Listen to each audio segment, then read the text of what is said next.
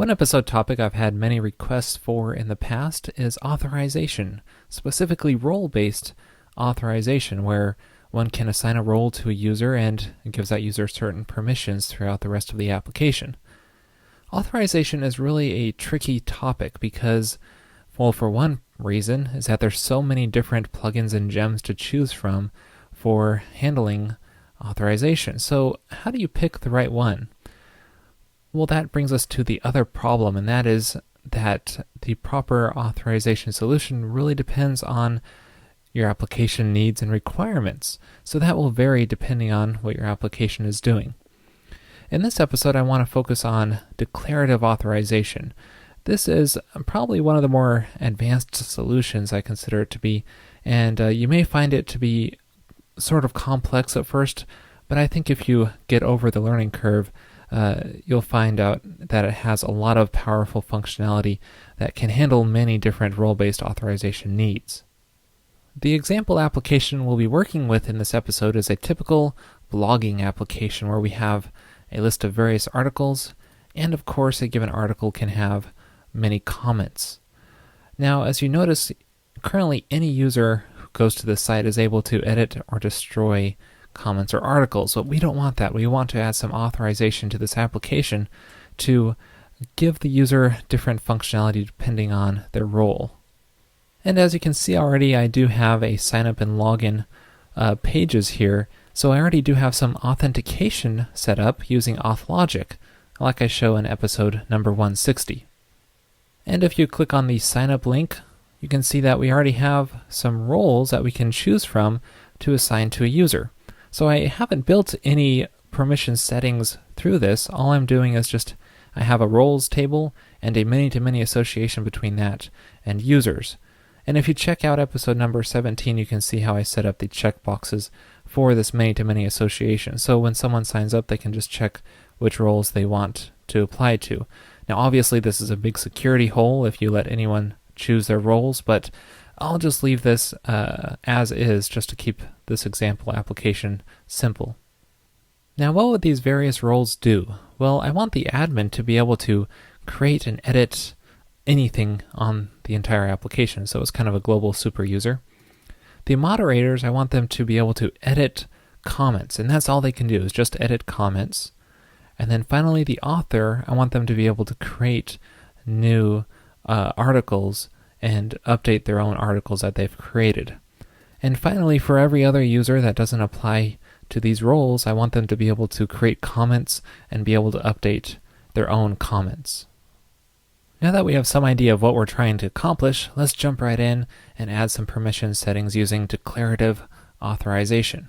Now this is available as a gem on GemCutter, so if you just add this config.gem line to your environment file, declarative authorization, and then GemCutter as the source.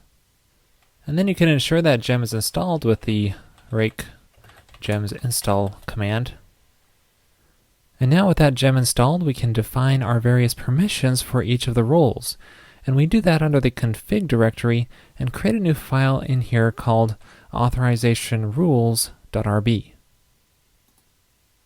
So this gem provides its own sort of DSL for defining those roles and permissions on each one. So the way this works is you add an authorization block in here, and then inside of here you can define each of the roles. So you say role, and then the name of the role, in this case admin. And so what we want to do first for the admin role is give them access to everything, all of the models and everything. So we can say has permission on articles to, and then you list the various actions, the controller actions, which this role can access on that model. So we can say index show, new create, and basically list them all here. And you can also define multiple models or resources here. So we can say articles and comments. So this way the admin role is available to access all of those actions on both the articles and comments resources. So let's try this out as it is and define the other roles later on. But we aren't done quite yet. First of all, declarative authorization doesn't know how our roles are defined.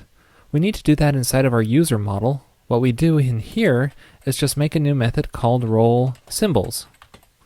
And this expects an array of symbols returned. So for example, we could just say admin if the user is an admin, if we had an admin Boolean column, for example. But here, remember, we have a many-to-many association between user and roles that we defined when we signed up the user through those checkboxes. So what we want to do here is translate our array of role models into symbols. So what we could do is say all of our roles, let's map each of these. And then for this, let's make an underscore, and then let's actually take the name of the role, underscore it, and then convert it to a symbol. So this way it'll be able to map our roles here to the roles we defined here in our rule set for defining the permissions. Now there's a couple more things we still need to do. One is inside of our application controller, we need to set up a before filter in here to tell declarative authorization what our current user is on each request. And you can do that with this little bit of code here. Just add a before filter and set the authorization's current user to the controller's current user, assuming that's the name of the method that's on the controller. And then finally we have to go into each of the controllers and add a before filter to restrict the access. So in our articles controller here, what we can do is call filter resource access. And this is a method that declarative authorization provides for conveniently adding these before filters to a resource type or RESTful type controller like we have here. But the interesting thing about this is that it actually loads the single resource models for you, so that way it can check the access on it. So what that means is that in your show and new and so on type actions, you no longer have to set the model here. You could just do it automatically through the before filter that it provides. So it all happens behind the scenes. Now I'll do the exact same thing to the comments controller too, but I won't bother showing it here. Now if you do have some controllers which aren't the conventional RESTful style controller, just check the documentation for ways to handle those. Now you're probably thinking that's a lot of stuff to set up, but let's give it a try and see how well it's working. So we can log in here. Let's just log in under an admin account. So log in here. So we've logged in successfully. And if we go to our articles, you can see we're able to edit and destroy them if we want to. So that all works. Now if we log out, well, we get you are not allowed to access this action. And what this is doing is actually going to our home page, which is a list of articles, and because we're logged in as a guest and not an admin, we're not able to read or access that list of articles. So we need to add a guest role information into our rules. So going back to our authorization rules file, we can add a role here for guest. And this is sort of a special role that declarative authorization allows you to specify to refer to everyone who doesn't have a role assigned to them. So this might be just new users who aren't even registered, or registered users who don't have any role assigned. So let me just copy over some of these permissions here. So what we want to do is for the articles, we want them to be able to see the index and show actions. And for the comments, let's make them see the new and create actions because they want to be able to create new comments. So now if we reload here, you can see suddenly we're now able to access this page again. So let's now try editing an article. And now it says, well, you're not allowed to do that because we're just logged in as a guest. We don't have an admin account, so we aren't able to actually edit any articles. Now ideally we would not even see this edit and destroy links here if we aren't allowed to do this. So we need to alter our view and hide these for the guest account and anyone who's not able to see them. And the gem provides a nice convenient way to accomplish this as well. So as you can see here, we have the edit link inside of our show template here. And what we want to do is hide it if the user isn't supposed to be able to edit the article. So we can say if permitted to, and that's the key method here that the gem provides. And then the first parameter here is the name of the action we want to check, and the second one is the model we want to check it on. So if the user is able to edit that article, then we want to display the link, and the same thing goes for destroy, then we'll display the destroy link. And we'll do a similar thing down here where we have the edit and destroy links for the comments. So we'll just check if the user is able to edit that given comment or destroy that given comment.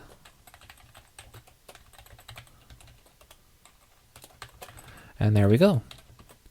Now we also need to do something similar on this index action here. Because we have this new article link, we only want to show this if the user is able to create a new article. So we could say create the article, and we actually have to modify this because we don't have an article instance here. We can just say article.new, and that way we can see if we are able to create a new article like that. So now if we reload this page here, we can see that those edit and destroy links disappear because as a guest we are not able to access those pages, but if we did log in as an admin, those would reappear. Now once you've set up everything like we have so far, all you have to do is change this authorization rules file and everything else will follow suit and properly restrict the user from accessing certain sections and hiding and showing the edit and destroy links. And you can also do some pretty advanced things with this DSL they provide here. So for example, if someone is logged in and doesn't have any roles assigned to them, they're just a normal user, what we want to do is be able to have them edit or update their comments that they add. But we only want to do that to the comments that they add, not everyone else's comments. So how do we set that behavior? Well, it provides an if attribute method, and we can say if attribute user, which is the user of the comments model, is the user that is currently logged in. And so this user method here refers to the currently logged in user. And so we can use any kind of behavior changes here to see if the current user matches the given user. Now let's try this out. I just logged in under a normal user account. So if I create a new comment here, click submit, I now am able to edit my comments. So that's pretty neat. And it's all done through just one line inside of our authorization rules file. Now going back to our authorization rules file, what might our other roles look like? The moderator role and the author role. Well, I'll just paste those in here. It might look like this. Here I have role moderator, and notice you can include other permissions from other roles. So we can include the guest permissions, so it just behaves just like a guest, except he's able to edit and update all comments. And again with the author, he's able to create articles and edit and update articles that he owns. That you can see here, if the article's user model is the same as the current user model. So it is really nice that you can just modify all your permission settings in one location and have the rest of the application behave properly.